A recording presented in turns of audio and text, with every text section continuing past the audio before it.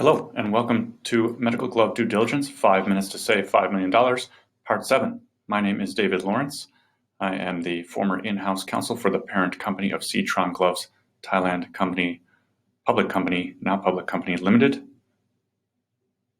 which is the largest medical glove producer in Thailand. Relevant to this series, I was responsible for their FDA database registrations for the time that I was there. And this is a series on doing due diligence on medical gloves using the FDA databases. I've been here in Bangkok for the past 10 years or so, 11 now. And as an interesting tidbit, Bangkok is known as the Venice of the East. As you drive around Bangkok, you'll notice you're driving on concrete slabs that overlay what used to be canals for most of the major roads. I'm reminded of that because today is a very hot day and I rode here in the open air. And on these very hot days, there's a strange, funky goodness that comes up from the cracks between these slabs. And, well, neither here nor there, but it's something unique to Bangkok. A couple shout outs first to Mr. Elliot DeLunas of Nitro Labs, which is a nitro cold brew coffee and tea company here in Bangkok, for telling me that this webinar format may get pretty annoying. So he's offered kindly to help get me some video editing software and do something to make it a little bit more palatable for you folks. Another shout out to my half sister in California, who is a social media master, and she said, at least, she does a lot of things, but also get a Twitter. So I got a Twitter, Yar Pegleg. We've decided to go all in on the pirate theme for this company. And so that's down in the corner. Substantive shout out to Tierra Kilmer, who connected recently with me on LinkedIn to let me know she's frustrated, not just by me, but by people referring to LZA as just a nitrile glove. Actually, if you look at the description, it's a polymer glove, and polymers do not just include nitrile. So they also include blends. So blends were not something that I ever dealt with in my time at Sri Trang. So I am very happy to be corrected and happy to learn. And she's offered to educate me on that.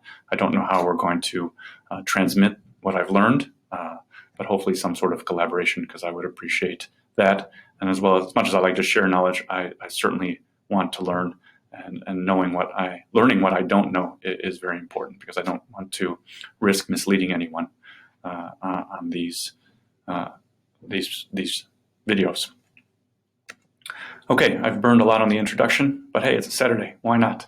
So we have 3 red flags.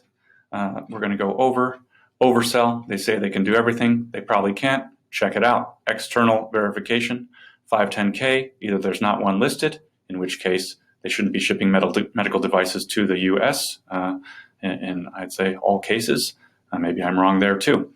Another one is they've have a 510K and it's associated to the registration, but it's not their company as the applicant. So you got to figure out how the 510K found its way to the registration. Okay.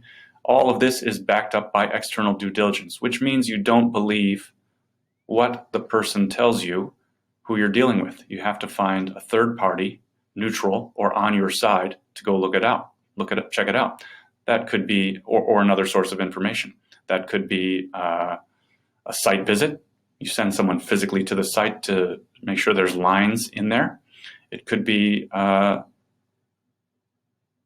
talking to the company that transferred the 510K to say, hey, this company's saying that they bought your 510K.